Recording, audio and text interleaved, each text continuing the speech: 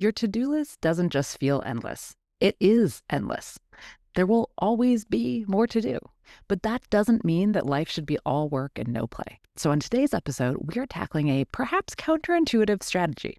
How and why it's not only okay, but absolutely necessary to stop in the middle to make time for life.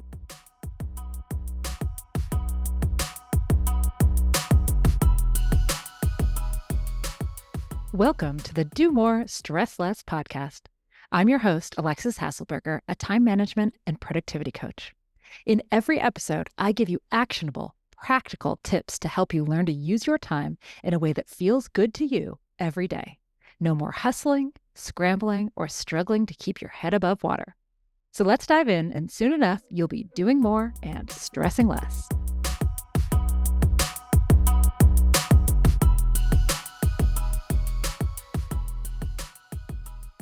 If you wait for the work to be done to have fun, you will never, ever get to the fun.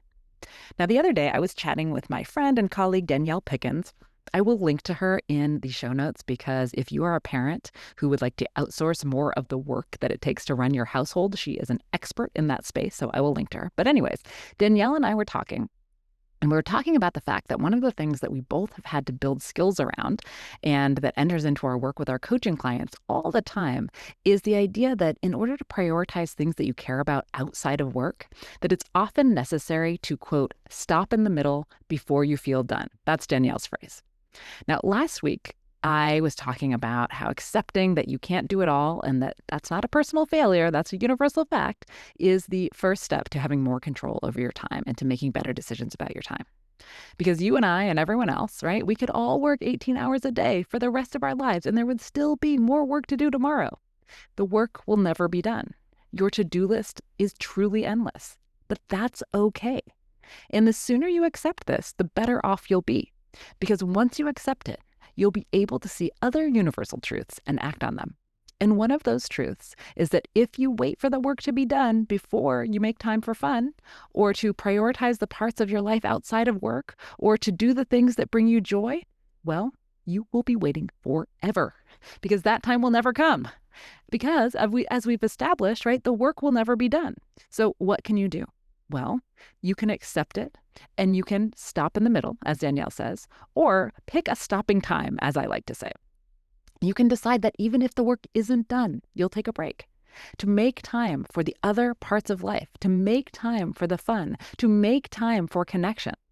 And when you do this, a few really good things will happen. Number one, you'll start enjoying your day-to-day life more. Number two, you'll reset the expectation that you can simply absorb more work until you're literally bursting at the seams. And three, you'll actually be more efficient and you'll get a lot more done than you thought because you will have invoked Parkinson's law, and that's that work expands to fill the time allotted. If you don't allot time, well, work will just seep into all aspects of your life. But if you contain it, you will be more efficient. As a little side story, when I first went on my first maternity leave, like 17 years ago, I was a little worried, right? Because in the old days, it used to be just that if I had to work later because I had more work to do, I'd work later. But in the new world, once I had a kid, I had to leave at 5 o'clock on the dot to go pick him up from daycare. Otherwise, they were charging me $1 a minute. And what I found was that I instantly became more efficient, instantly, that first day back at work, because I now had a stopping time. Right? I had a stopping time. It was 5 p.m. I didn't have any leeway. And so I was able to get more done in that time period. And this is Parkinson's law at work. When we allot time, we will get our work done in that time. If we don't allot time, it just fills in everywhere, right? Okay. But how did we get here, right? Why isn't this actually self-evident to us? Well, it comes back, I think, to school, actually. So I've often mused that homework is a capitalistic indoctrination that teaches kids to take work home with them, right? Which I don't really know that I want because I don't feel like we should have to take work home, right?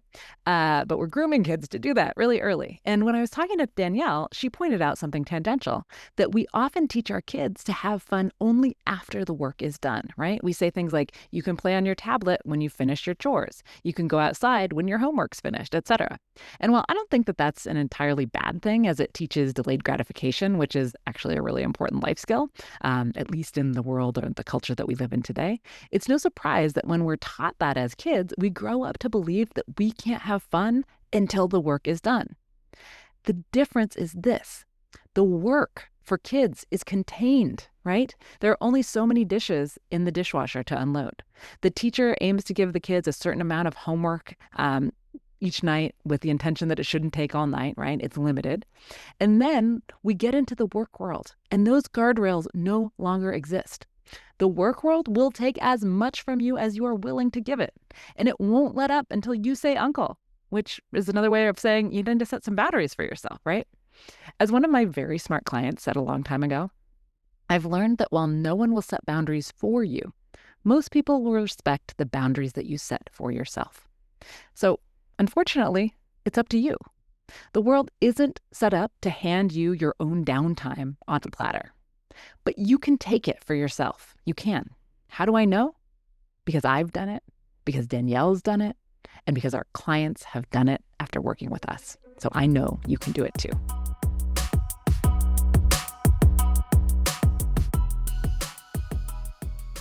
And that's a wrap on today's episode of the Do More, Stress Less podcast.